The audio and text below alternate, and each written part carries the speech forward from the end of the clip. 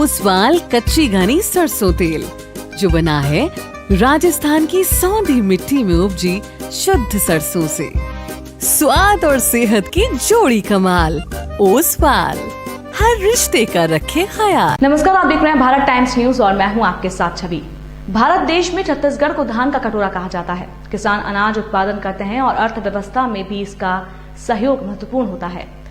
बालोद जिले के जुझारू नेता और भाजपा जिला अध्यक्ष कृष्णकांत पवार ने आरोप लगाया कि छत्तीसगढ़ की सरकार किसानों के साथ अन्याय कर रही है। किसानों पर जमकर बरसते हुए कहा कि इस सीजन के लिए धान की फसल अब तैयार होने को है। कृषि हमारे देश प्रदेश की अर्थव्यवस्था का आधार है। किसानों की बेहतरी का वादा कर ही कांग्रेस की सरकार सत्ता में आई है। पिछले सत्र में शासन की धान खरीदी व्यवस्था काफी लाचार रही थी। कांग्रेस की कथनी और करनी आम जनता के बीच आज आ ही गई। उन्होंने मांग की है कि धान की कीमत की कुल राशि एक मुश्त दी जाए, प्रति न्यूनतम 20 क्विंटल धान खरीदी की जाए। 1 नवंबर से धान खरीदी शुरू की जाए। 2 वर्ष के बकाये बोनस का भुगतान शीघ्र दिया जाए। धान का रकबा कम करने की कवायद बंद हो। भंडारण परिवहन के नाम पर किसानों की प्रताड़ना न करें।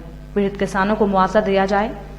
इन्हीं सब मांगों को लेकर बीते दिनों महामहिम राज्यपाल के नाम ज्ञापन सौंपा गया। तो वहीं ज्ञापन सौंपने के बाद जिला अध्यक्ष कृष्णकांत पवार ने कहा कि कांग्रेस झूठों की सरकार है, झूठा वादा करते हैं। देश के लिए अनाज पैदा करने वाले किसानों को उन्होंने छला है। मुख्यमंत्री के क्षेत्र में ही किसान आत्महत्या करने मजबूर हो गए हैं। इससे बड़ा दुर्भाग्य इस प्रदेश के लिए और क्या हो सकता है। सरकार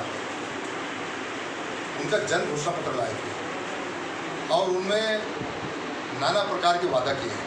कोई जनता ने नहीं कहा कि पूरे किसानों का कर्ज माफ, 25 रुपया क्विंटल, 200 रुपया 2 साल का बोनस और बेरोजगारों को बेरोजगारी भत्ता, बुजुर्गों को पेंशन, मैंने नाना प्रकार की घोषणा की। इस संबंध में आज हम पूरे छत्तीसगढ़ में हम धरना दे रहे हैं कि हमारे किसानों का धान 1 तारीख से खरीदा जाए, 1 नवंबर से, और दिसंबर खरीदेंगे तो हम किसान धान कहाँ रखेंगे?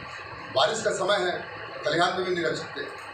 और अभी गिरदवाली करके इसमें हमारे किसानों लगता है कि कांग्रेस जो है वो जनता को, किसानों को दिग्भ्रमित कर रही है।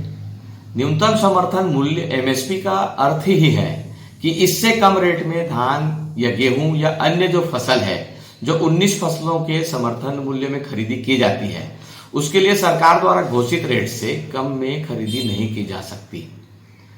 मुझे लगता है कि उस रेट से कम खरीदी में कोई भी किसान बेचेगा नहीं, क्योंकि किसान समझदार हो चुका है। किसान को पता हो गया है कि समर्थन मूल्य क्या है।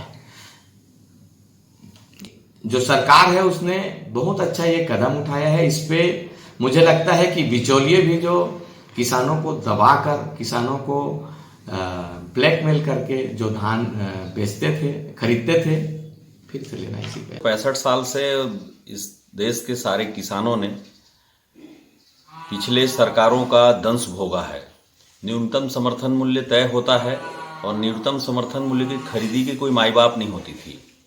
इसको केंद्र के न्यूनतम समर्थन मूल्य घोषणा जो हुई है उसका अनुपालन करते हुए पिछले 15 साल डॉक्टर रमन सिंह जी की सरकार में सोसाइटियों के माध्यम से धान खरीदी होती थी। उसके कारण छत्तीसगढ़ के किसानों का, मैं कम से कम छत्तीसगढ़ की बात कहता हूँ, चूंकि खेती किसानी करने वाला व्यक्ति हूँ, इसलिए मैं किसान होने के नाते बोल रहा हूँ कि हम ये 15 साल में यहाँ जो धान खरीदी किए, इसका अनुसरण देश के बहुत सारे और भी प्रांतों में किया।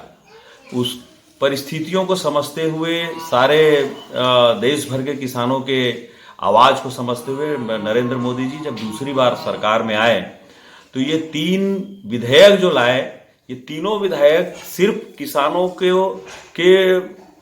का मजबूती के लिए ही नहीं, वरन उनके साथ चलने वाले, होने वाले तरह तरह की समस्याओं को एक साथ दूर करने का प्रयास है।